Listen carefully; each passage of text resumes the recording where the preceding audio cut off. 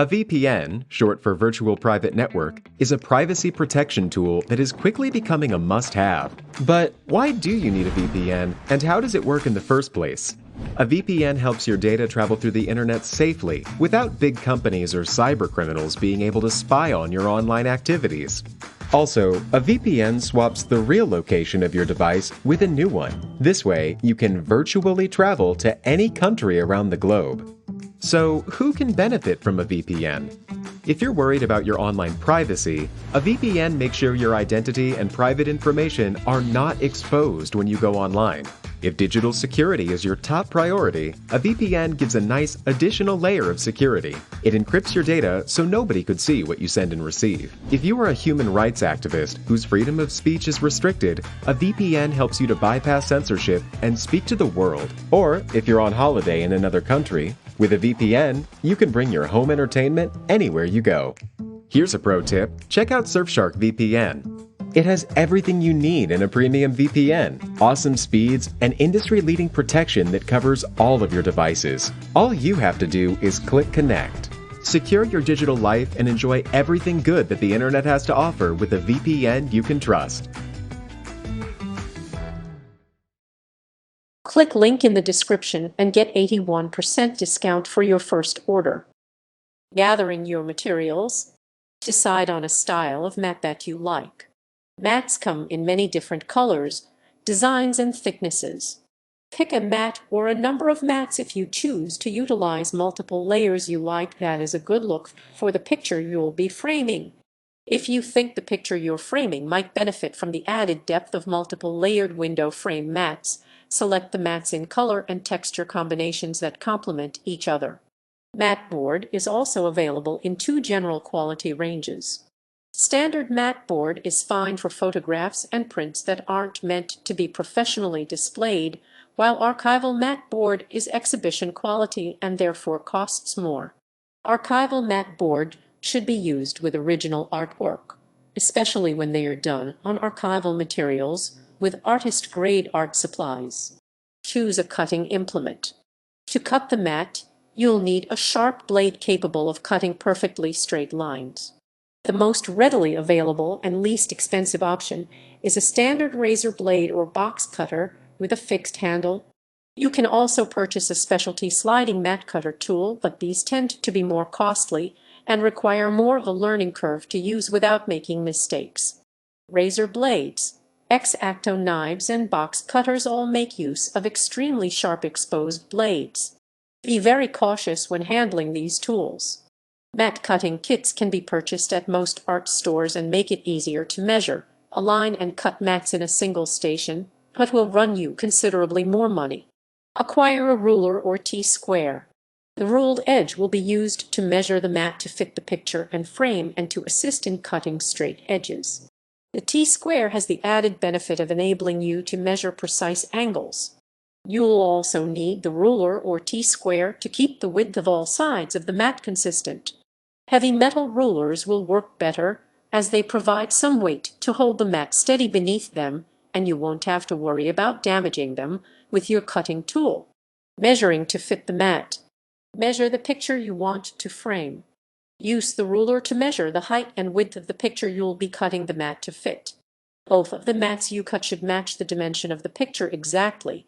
The inner area of the second window frame mat will need to be cut at least a half-inch smaller than the picture itself to hold it in place.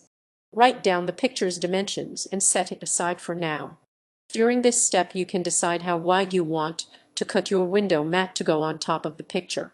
If only a portion of the picture needs to be visible, a wider mat will fill in the non-focal area around the edges and let you center the picture exactly where you want it. Measure the frame.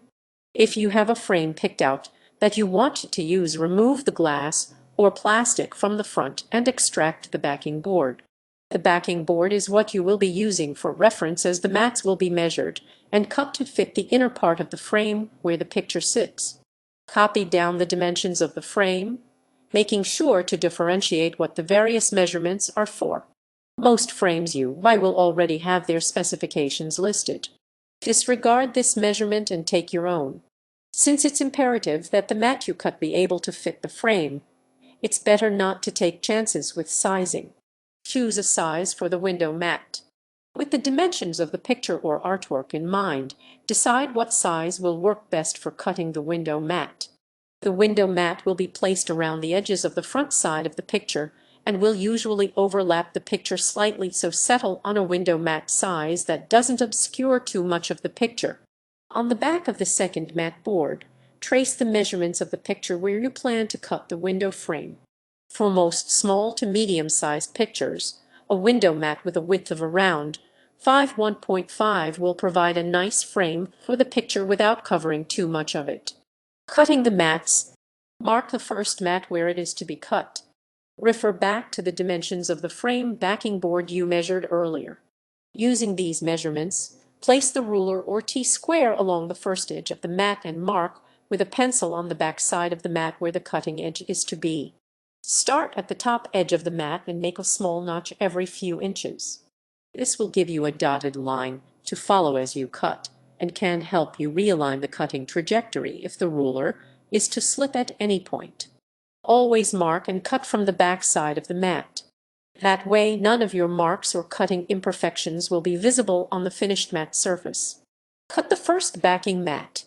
Take the razor, box cutter, or mat cutter tool and line it up with the edge of the ruler. Make sure the cutting edge is flush with the ruler. If you're using a mat cutter tool, it will be a sliding attachment with its own ruled edge to ensure that the cutter doesn't slip. When cutting manually, be sure to press firmly against the ruler or T-square to keep it from moving as you cut. Cut the mat with a slow, steady motion, applying equal pressure throughout the whole movement. Repeat the cutting process on the remaining 3 sides of the mat, checking again that the length and width are accurate and that you're cutting the right amount. Bear down hard when cutting the mat. It's best to go all the way through on the first pass to keep the cut clean and straight, but if that's not possible, then make several lighter passes, watching for crooked cuts. To continue a cut that is only partially complete, push down vertically with your blade until you go all the way through, adjust the angle of the blade, and resume cutting. Remember, safety first. Severe injury can result from improper use of cutting tools. Cut slowly and keep all appendages out of the path of the blade. Cut the second window frame mat. Cut the second mat board to the exact specifications of the first. You will be using this mat as the window frame for the front of the picture.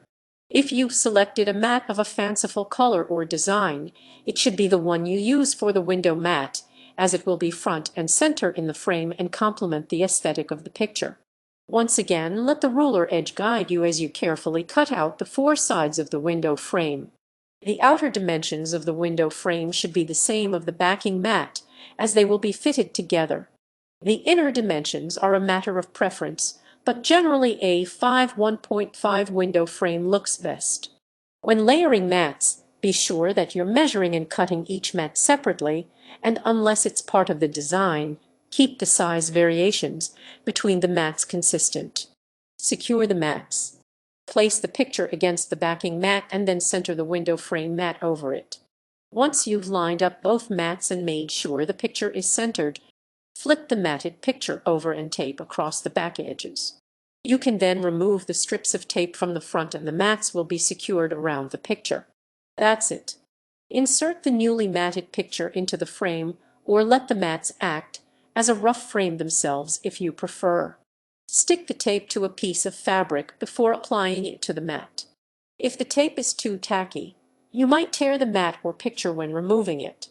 It's recommended that you find an actual covered frame for original artwork once it's been matted. Otherwise, you risk damaging or smudging the art if it's left exposed.